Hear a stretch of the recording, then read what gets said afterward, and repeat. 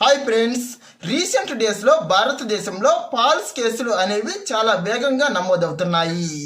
మెయిన్గా బడుగు బలహీన వర్గాల యొక్క రక్షణ కోసం భారత ప్రభుత్వం ఎంతో గొప్పగా తెచ్చినటువంటి చట్టాలను కొందరు వాళ్ళ యొక్క అధికార దాహం కోసం ఈ చట్టాలను మిస్యూజ్ చేస్తున్నారు.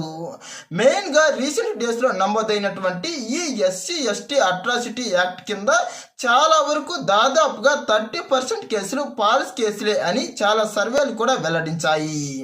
ఇక ఇదే సందర్భంలో ఈ ఫాల్స్ కేసులో ఇరుక్కొని చాలా దారుణంగా లోపలే కుమిలిపోతున్న వారి కోసమే ఈ వీడియో. మెయిన్గా మీరు గనక ఈ ఫాల్స్ కేసులో నమోదైతే మాత్రం మీరు ప్రధానంగా చేయాల్సింది కోర్టుకు వెళ్ళడం.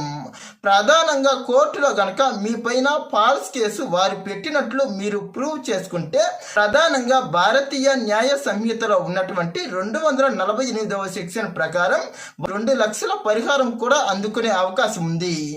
అంతేకాకుండా కొన్నిసార్లు వాళ్లకు 5 సంవత్సరాలు జైలు శిక్ష కూడా విధించవచ్చు. ఇంకొన్నిసార్లు అయితే 2 కూడా విధించే అవకాశాలు లేకపోలేదు. కాకపోతే మీరు కోర్టులో ఎలాంటి తప్పు చేయలేదని మరియు మిగతా వాళ్ళెవరికి నష్టాన్ని కలిగించలేదని ఎలాంటి ఇల్లీగల్ యాక్టివిటీస్ చేయలేదని మీరు నిరూపించుకోగలగాలి. మెయిన్గా ఈ సెక్షన్ గురించి తెలుసుకున్న వాళ్ళంతా ఏం చేయాలంటే తప్పు చేయకపోతే అస్సలు భయపడాల్సిన పనే లేదు. తప్పు చేసిన వాళ్ళు మాత్రమే భయపడాలి. ప్రధానంగా మీరు తప్పు చేయకపోతే కోర్టులోనైనా మీకు రక్షణ లభిస్తుంది. దీనిపైన మాత్రం మీరు 100% ధీమాతో ఉండండి. కాకపోతే అలా మీపైన ఉన్నటువంటి ఆ తప్పుడు ఆరోపణలను నిరూపించుకునేందుకు మీరు ఖచ్చితమైన ప్రూఫ్స్తో కోర్టుకు వెళ్ళాలి. లేదంటే కొన్నిసార్లు కొందరు అసాంఘిక కార్యకలాపాలతో మీపైన ఈ కేసులను తోసేసే అవకాశాలు కూడా ఉన్నాయి. కాబట్టి వీటి విషయాల్లో కొన్ని జాగ్రత్తలు కూడా వహించాలి.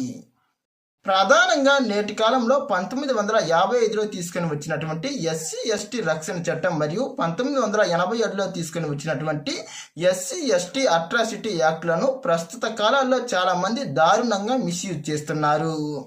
ఈ పరిణామాల దృష్ట్యా ప్రస్తుతం చాలా మంది ఈ ఫాల్స్ కేసులో ఇరుక్కొని లోపలే కుమిలిపోతున్న వాళ్ళ కోసమే ఈ ఇన్ఫర్మేషన్ షేర్ చేయడం జరిగింది. మరి ఇలాంటి మరిన్ని ఇన్ఫర్మేటివ్ వీడియోస్ కోసం మా ఛానల్ను సబ్స్క్రైబ్ చేయండి. ప్రధానంగా ఇప్పటి వరకు ఈ వీడియో చూసిన వాళ్ళందరికీ ఒక ప్రశ్న. మెయిన్గా భారతదేశంలో న్యాయ సంస్కరణలకు ఆద్యుడిగా ఎవరిని పిలుస్తారు? ఈ ప్రశ్నకు ఆన్సర్ తెలిస్తే మీ అభిప్రాయాన్ని కామెంట్ చేయండి.